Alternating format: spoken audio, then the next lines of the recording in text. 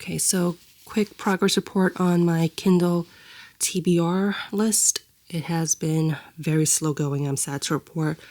The last time we spoke, I had been reading The Lies of Locke and Lamora. I finally finished that, and unfortunately, I will not be continuing with that series. It is just not my cup of tea. Very slow. Just did not enjoy it at all. Then I went to The Last Tale of the Flower Bride. Definitely something that I wouldn't normally go for, but like I said, I've been trying to pull books because I haven't been reading in such a long while that people have on their like top lists, best of lists, recommended lists.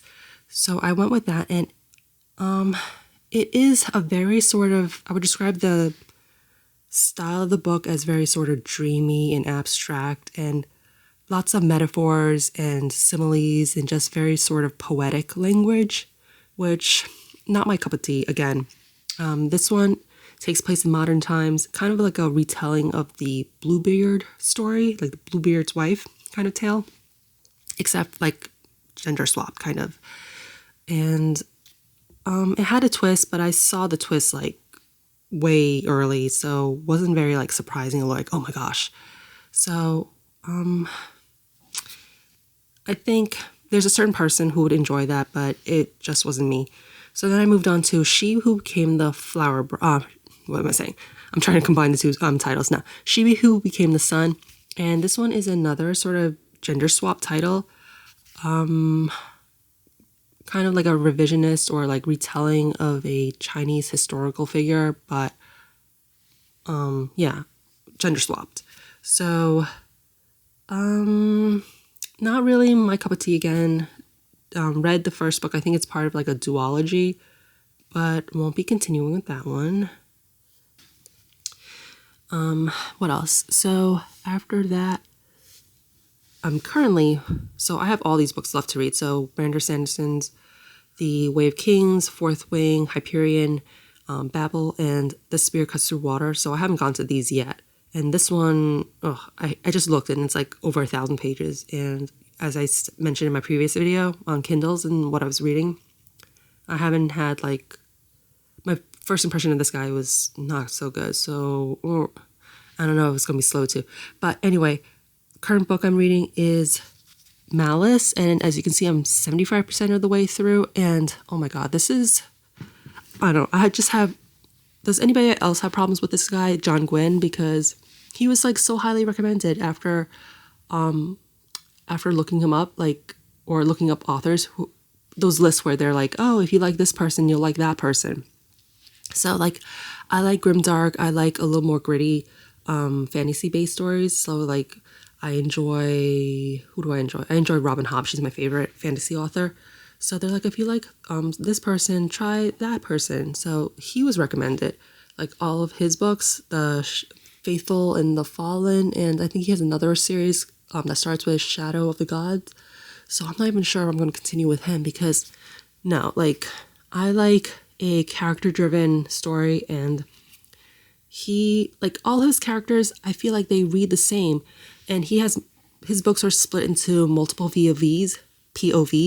So he has about like, I want to say 6 or 7 POV characters that kind of alternate.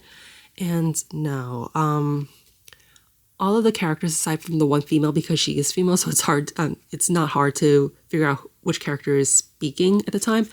But all the rest, I feel like the remaining 6 other characters, they all read the same on paper. I don't know, like maybe you would have a better experience if you were reading the book via Audible, because that way the narrator would be able to create a distinctive voice for each character. But on paper, all of these young male characters, they come across as the same character. Like if you just blocked out in like black, like redacted all of their names, I would not know who was speaking. Like if you just gave me a random chapter to read, I would be like, I don't know who this guy is.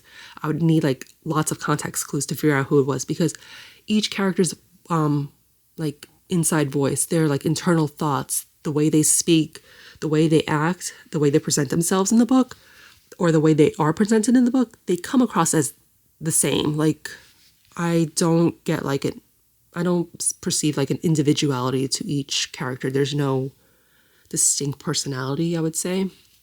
So that's why this book is so I don't know, it's been slow going. Very difficult to get into and get through, and it's taking me forever. Like if I like a book, I'll finish it in two days max, maybe 3 days.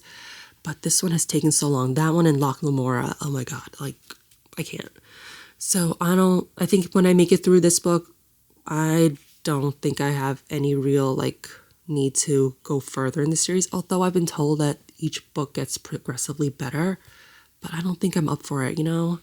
I think once I'm done with this guy, and I want to move on. Oh, speaking of who I would recommend instead of him, I would say Joe Abercrombie. Still love him more than at least the first book. I want to get to that next book in his series, Joe Abercrombie series, versus like this one. I don't really want to continue.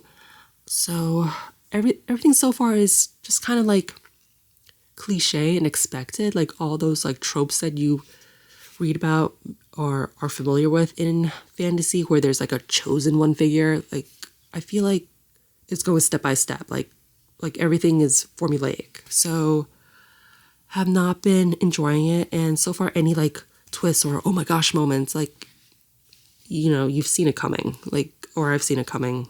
But I think, yeah, I'm not really enjoying this.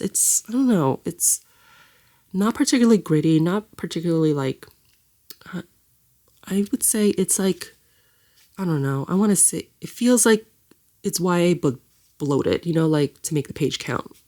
So, yeah, not really enjoying this one at all. And that is my short progress report on what's on my Kindle. I'm just trying to get through this one, guys.